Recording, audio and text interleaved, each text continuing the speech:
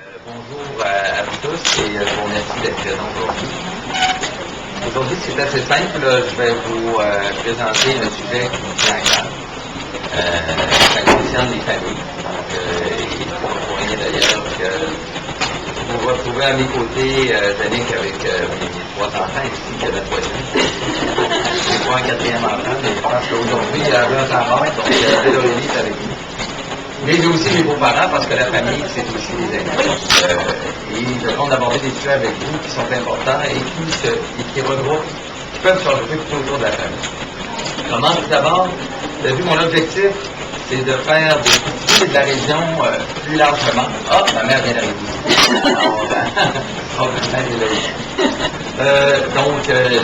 De faire de la région, mais de Chicoutimi particulièrement, un leader en matière de saines habitudes de vie. Et à partir on peut décrire par les saines habitudes de vie, c'est pas simplement un slogan, c'est une façon de vivre. Et c'est un exemple qu'on doit donner au Québec. Il faut profiter de la chance qu'on a, c'est d'avoir Pierre Lavoie avec nous. C'est un exemple pour tous les jeunes Québécois et les plus vieux, d'une façon de concevoir sa façon de prendre soin de sa santé. Et pour assurer, je vous dirais, une présence durable de cet engagement-là, il faut développer autour de nos institutions certains créneaux. Par exemple, avec l'université, je pense que de développer une expertise par rapport aux saines habitudes de vie, comme on l'avait fait à l'époque, souvenez-vous, la région était à l'époque un projet laboratoire de développement durable pendant les années 90. Fin des années 80, début des années 90, et ça a donné la Carte d'éco-conseil, on va dire, une réflexion pan-québécoise sur la façon d'aborder les problèmes du développement durable. On est devenu une référence, et en même temps, ça a permis à nos chercheurs d'avoir des retombées concrètes. C'est ce qu'il faut faire avec les saines habitudes de vie.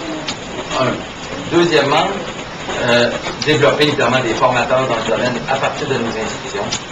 Et aussi, il y a un projet qui me tient à cœur, et je sais que Pierre Lavoie en fait la formation, je pense que ça fait partir d'ici.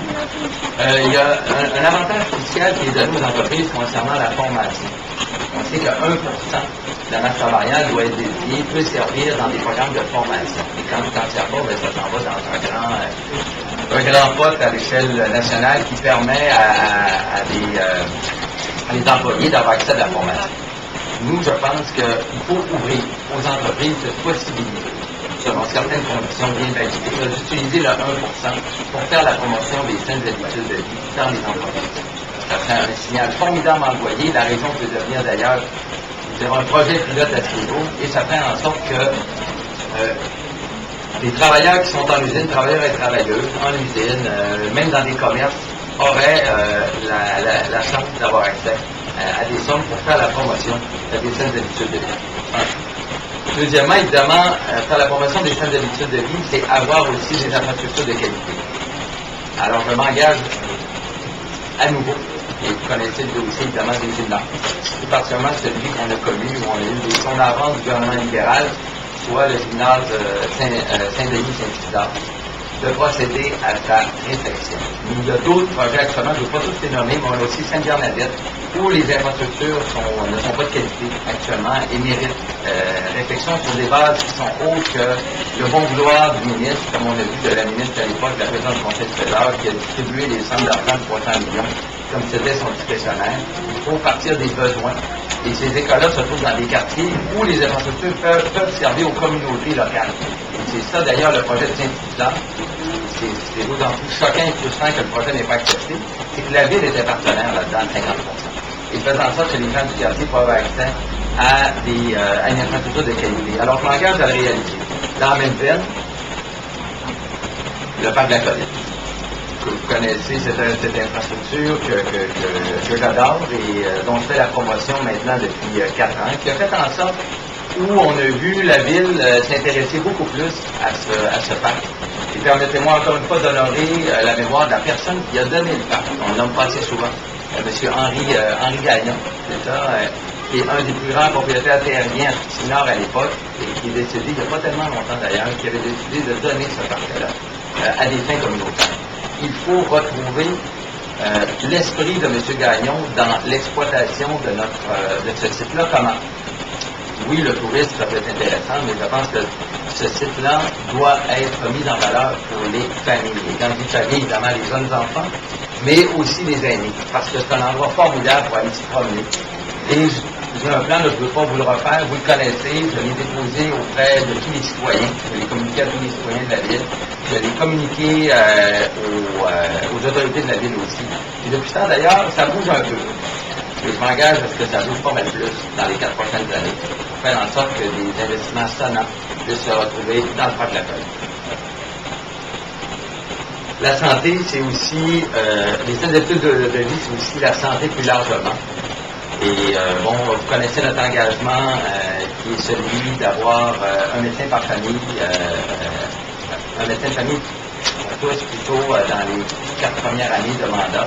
C'est un engagement que je maintiens pour le secteur de Chicoutimi qui est très, très réaliste.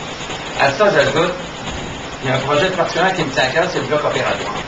On sait que l'hôpital est rendu dans des phases d'autorisation importantes.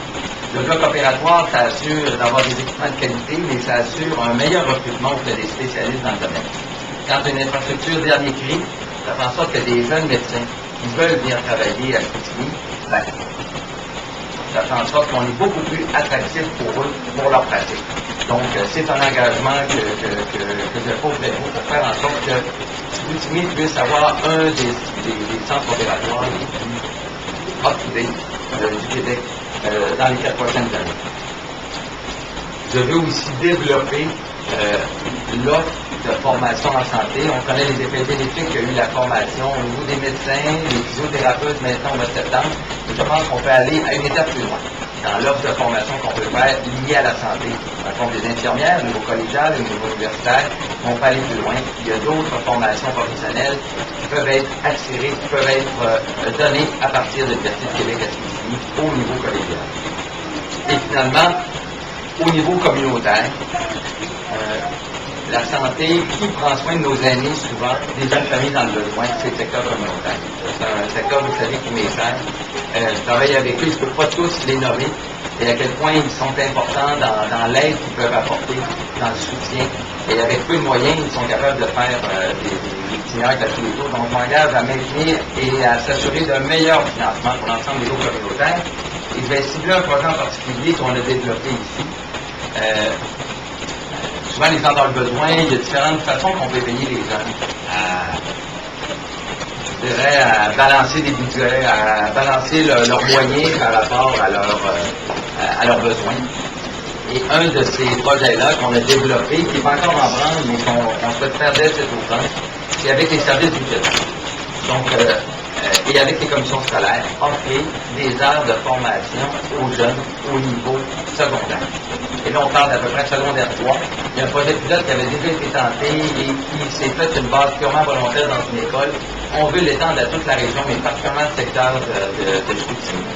Il est étrange que, je dirais pas souhaitable, que le premier contact souvent d'un jeune avec le crédit et avec le financement, c'est un offre de carte de crédit. Bon, tu peux dépenser sans crédit. Il faut se soucier de cette connaissance-là au niveau du financement. Ça ne prend pas beaucoup d'heures. C'est simplement avec des gens qui connaissent ça, qui sont capables. C'est des services que moi j'utilise quand on trouve des gens dans le besoin, parce qu'ils puissent bien balancer leur budget. C'est une façon d'offrir un soutien avec des gens qui connaissent la réalité quotidienne de ceux et celles qui sont dans le besoin. Donc, c'est un exemple de projet que je souhaite mettre de l'avant dès la prochaine année. Et finalement, je réitère un engagement que je trouve formidable et que j'ai eu la chance d'utiliser sur un enfant de classe. Un jour, je le dis, mais pour le secteur de Chicoutimi, on pense actuellement, les besoins sont évalués autour de 1400, 1300, 1400. Et évidemment, des fois, il y a des recoupages qui peuvent se faire, donc par rapport aux demandes qui sont en attente actuellement, et si on s'engage au bout de 4 ans, c'est un enfant de classe, donc chaque famille, chaque enfant peut disposer d'une place en service de garde dans le secteur. Voilà.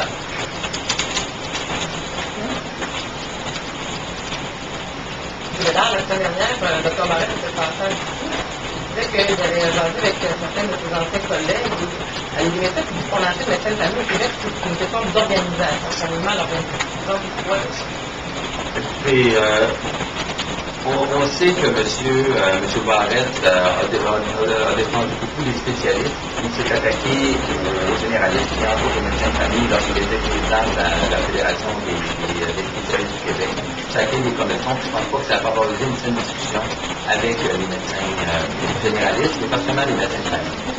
Et ce qu'il faut, évidemment, c'est développer un peu plus les groupes de médecine de famille. D'ailleurs, c'est le Parti québécois qui a créé ces groupes de médecine de famille. Mais ici, dans le secteur, on manque de médecins, effectivement, particulièrement réseau. Donc, ça va prendre le meilleur recrutement, bien que le recrutement s'est amélioré avec la formation de médecins qui est il faut aller plus loin et ça va prendre un peu plus de médecins. Avez-vous fait une évaluation au Québec de l'ensemble des commerces Vous avez une idée de l'enveloppe qu'il faudra développer pour remplir l'ensemble des commerces? Vous savez, ces engagements-là, le niveau du parc de la colline, on a dit qu'on procédait par étapes. Donc, c'est un projet qui est bien documenté, que vous connaissez, qui a été évalué de façon, je dirais, générale, parce qu'on n'est pas à la faisabilité. Il est plus dépendant par étapes. C'est des investissements qu'on peut obtenir dans les programmes réguliers. C'est pour ça que je n'ai pas à inventer un programme. Il y a des programmes d'infrastructure qui existent. Au niveau du bloc opératoire, c'est la même chose. Vous n'avez pas à obtenir un budget particulier. C'est des budgets qui existent au niveau des infrastructures de la santé. Donc, c'est simplement aller retirer notre juste part de ces investissements-là. On sait que Montréal, dans les prochaines années, va soutirer beaucoup d'argent avec le CHUM, le FUSUM qui se construisent en même temps. Donc, je pense qu'on est bien placé pour obtenir ces sommes-là pour le bloc opératoire. Ce bloc opératoire, quand je dis bloc opératoire, il y a tout le dossier des laboratoires aussi qui est maintenant, c'est deux projets distincts mais qui font partie du même projet. On parle de sommes, si on met les deux ensemble, qui peuvent varier entre 30 à 45 millions de dollars au total, mais quand on ajoute les laboratoires. Ça fait que je n'ai pas à réinventer le programme. Il faut simplement bien défendre le comté. Regardez le projet des infrastructures sportives. C'est un projet qui n'était pas très coûteux au niveau du Saint-Hubert. Et on ne l'a pas eu simplement parce qu'on n'était pas dans la liste. Notre projet n'a même pas été évalué parce qu'on n'était pas libéral. Alors, les programmes existent à ce niveau-là qui ont malheureusement été destinés à aider le Parti libéral. Ça, c'est mon père canadien. Je peux rentrer de face, c'est de commencer la performance de votre chef hier au débat. Écoutez, je regarde, évidemment, il y a beaucoup de commentateurs. Moi, ce que je vois de Mme Marois, c'est qu'elle a montré sa grande qualité d'assurance. C'est quelqu'un d'expérience qui est face à beaucoup d'attaques, parce qu'évidemment, elle est première dans les sondages, donc elle était l'objet de beaucoup d'attaques. Elle a gardé son flegme, son calme, son assurance. C'est ce que les Québécois souhaitent pour les prochaines années, c'est avoir quelqu'un bien en contrôle qui a l'expérience et qui a les idées claires. C'est ce qu'elle a démontré, alors que les autres étaient un peu plus... M. Charest, c'était le tout pour le tout, et M. Legault semblait un peu mêlé dans ses chiffres, effectivement, dans la discussion qu'il y a eu entre autres avec M. Charest. Donc, elle a montré qu'elle a la stature pour être la prochaine première ministre des Québécois. Quand on lui demandait, quand on lui posait la question, quand en fait, c'était question de souveraineté hier, quand même, éviter la question un petit peu, répondre, on va défendre les intérêts des Québécois. Ça a été répété à quelques reprises. Puis je vous pose la question qui était posée à Mme Marois hier, est-ce que le Parti québécois, une fois élu, si jamais c'est ça le 7 septembre, est-ce qu'il y aura un référendum dans le premier mandat? C'est ça. Regardez, nous sommes un parti souverainiste qui va faire la promotion du pays du Québec, et ça, je m'engage à tous les jours à le faire. Et on a compris pendant la présente campagne qu'on ne discuterait pas de la date, mais bien du pourquoi. Et les avantages liés à faire le pays, se sont même ajoutés, ce qu'on voit au niveau des ressources naturelles, des problèmes qu'on vit même avec Terre-Neuve actuellement. Si on était un pays, ça serait beaucoup plus simple de développer nos propres ressources naturelles. Donc les avantages sont indéniables et d'autres se sont ajoutés au niveau environnemental. Kyoto, ça ne serait pas un problème, ça serait un avantage économique d'appliquer Kyoto au Québec. Et, donc, il y a des avantages économiques qui sont ajoutés, mais il faut sortir de la mécanique.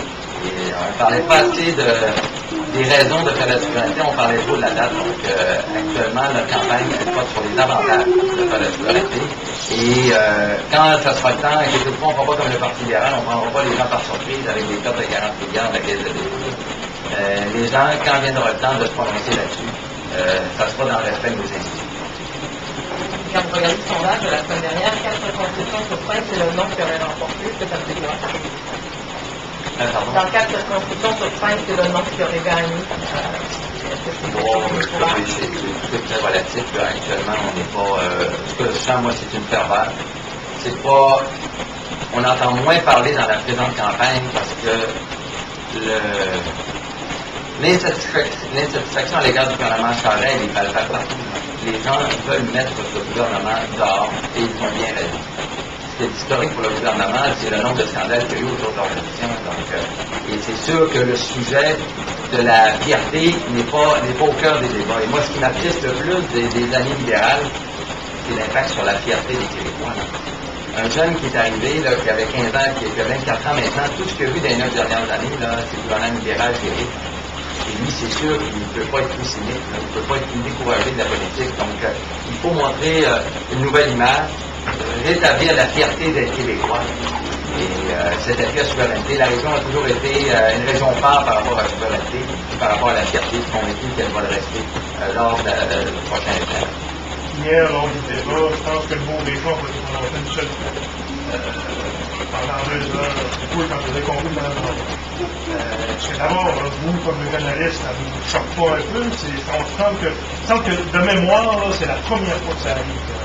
La question. On a parlé du plan Nord, c'est à peu près tout ce qui apparaissait comme régional pour ces quatre chefs-là. Les régions, que ça existe encore pour les chefs nationaux et pour Mme Lambert. Je ne peux pas commenter la formule des débats, c'est pas moi qui l'ai choisi, c'est les diffuseurs. Mais ce que je dis aux gens, si vous avez une opinion à vous faire, faites-la pendant la campagne, pas pendant strictement l'heure des débats, ou l'heure et demie des débats. Souvent, il y a des thèmes importants qui ne sont pas abordés. Au niveau de l'éducation, je pense que c'est un thème qui doit être beaucoup plus abordé, les régions, le développement régional, les crédits d'impôt, l'aide fiscale, les PME. Et je ne peux pas en faire le reproche aux candidats, mais c'est une formule qui a ses limites. Et hier, on a vu les limites de la formule.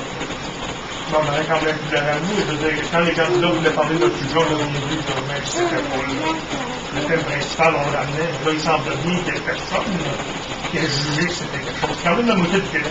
Oui, et voilà. Puis ce qui est important, c'est qu'en campagne, Mme Marois, d'ailleurs, c'est la seule qui a fait le tour des régions.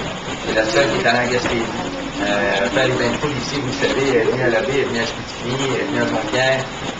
C'est la seule qui est au contact des gens des régions. M. Charest aurait pu faire sa campagne dans son sous-sol avec différents décors. Ça aurait été pareil, une campagne assez prisée, sans contact direct avec la population, c'est vrai. J'ai l'impression d'être dans un décor où ils vont rencontrer seulement des personnes qui ont été déterminantes à l'avant. Donc, Mme Marois a ce contact. Vous savez, quand elle est venue ici à les engagements, elle allait rencontrer d'ailleurs, plusieurs fois les journalistes, la Maison de la Presse. Elle a pris des engagements concrets pour la région, entre autres au niveau de l'aide fiscale. C'est sûr qu'on aurait souhaité que ce thème-là soit plus abordé. Et la formule, comme je le tantôt, c'est limite malheureusement. Et c'est à nous, comme régionaux, à faire ressortir ces engagements. La chance qu'on a aussi en région, c'est que, je ne sais pas pour vous mentir, mais on a une vraie campagne régionale. On a des vrais thèmes régionaux. On est capable de mettre de l'avant des idées fortes. Je prends franchement l'exemple de la Charte-du-Bois.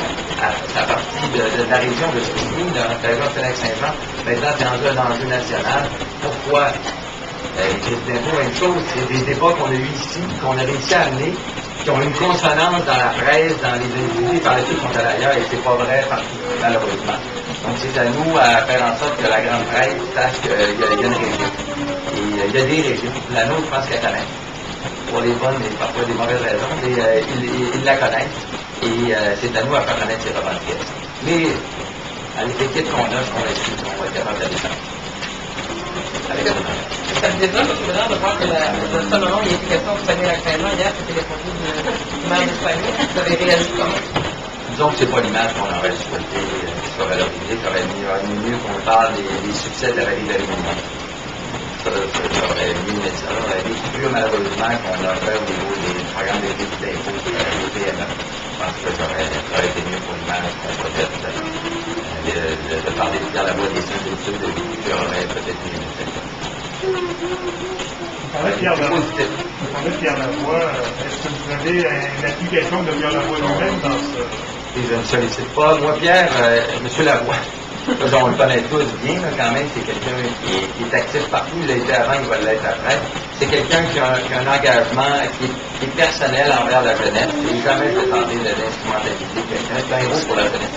Je pense qu'il faut garder sa stature qu'il a actuellement. Moi, ce que je veux, c'est simplement donner une suite durable à son engagement. Il a la même volonté d'ailleurs. L'idée du 1%, ça vient, c'est pas créé dans ma tête là. C'est une discussion qu'on a eue ensemble. Donc, il a à cœur les études de vie, liées maintenant à la réussite scolaire. Je pense qu'on doit être dans son sillon.